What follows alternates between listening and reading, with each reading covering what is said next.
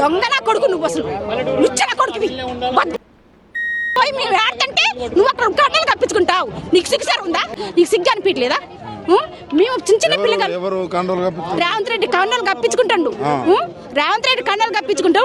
ఇప్పుడు పొంగ శ్రీనివాస్ రెడ్డి ఆయన సంతోషంగా ఉన్నాడు. బట్ ఇక్కడ అసలు మీకు ఎట్ట సంతోషంగా ఉండకూడదు చెప్పు. ఇంతమంది మేము ఆడుతుంటే పిల్లల్ని వేసుకొని 3 రోజుల నుంచి నీళ్ళు లేవు, నిప్పులు లేవు. ఇంతమంది మిలిటరీలు దింపినవు. ఈ గడ్డ మీద పక్కమ్మటి పేదవాడు ఉండడానికి అసలు అనిపిస్తుంది. పేదవాడికి ఓటు నీకు ఎట్ట పనికి వచ్చింది? దొంగ నా కొడుకు నువ్వు అసలు లుచ్చన కొడుకు. మేము ఆడుతుంటే నువ్వు అక్కడ కట్టలు కప్పించుకుంటావు. నీకు సిగ్గు ఉందా? నువ్వేమని చెప్పినవు? నేను ప్రజల పార్టీ నేను భూములు ఇప్పిస్తా అని ఎంఆర్ఎల్ దగ్గర పోయి కట్ట తీసుకుపోయి వాళ్ళ దగ్గర కూర్చొని వాళ్ళ మీద దౌర్జన్యం చేసినవే. ఇప్పుడు ఎందుకు రావంటున్నా? ఎందుకు రావు? దేనికి రావు నువ్వు? ఇప్పుడు సిగ్గు అవుతుందా? ఎందుకు నీ రాజ్యము మీరంతా కొమ్మకులయ్యి నువ్వు దొరలకు తొట్టుగా అతను పేదలు ముగ్గురు మంత్రులు కూడా మీరు దొంగలు లుచ్చన కొడుకులు చెప్తానుగా. లుచ్చన కొడుకులు దొంగలు మీరు.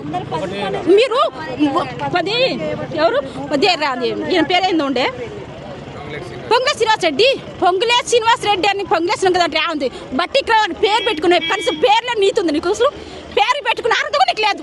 నువ్వు నా ముందుకు వచ్చి నేను అదే మాట అంటా. నువ్వు పేరు బట్టి విక్రమార్క ఎంతో త్యాగం చేసిండు. ఆయన త్యాగం ఒక్కటన్ని గడుతుందా? ఇంతమంది ప్రజలు బట్టి విక్రమార్క అంటే రాజ్యాన్ని గెలుచుకొని వచ్చిడు. నువ్వేం చేసినావు? సిగ్గు చెరలేని మనిషి నువ్వు. అసలు నువ్వేం కార్యం చేసినావు? నీ పక్కన నీ ఊరు పక్కన ఈ గడ్డ ఉంది. ఇంతమంది ప్రజల పిల్ల అల్లాడతారు. నువ్వు పక్కన ఉండే దాన్ని కూడా చూస్తాను రాలే. నువ్వు సిగ్గు చెట్టు మందా సాలు. అసలు నువ్వు బతకూడదు. అసలు నీ ఇంటికి వచ్చి అడిగితే వాళ్ళకి అన్నం పెడుతున్నావు కదా.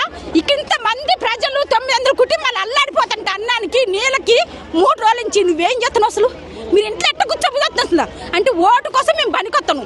ఓటు అయిపోయిన తర్వాత మీ కాళ్ళకి చెప్పులాంటి వాళ్ళ లేకపోతే మీ సోతి మోసేది నీళ్ళు తాగేట వాళ్ళ మేమన్నా మీ కాళ్ళకి చెప్పులాంటి వాళ్ళ అంటే మేము ఆస్తున్నాడు అన్ని అసలు అదంతా కాదు. 100 గజాల స్థలం నీకు బినాములు ఉన్నాయి.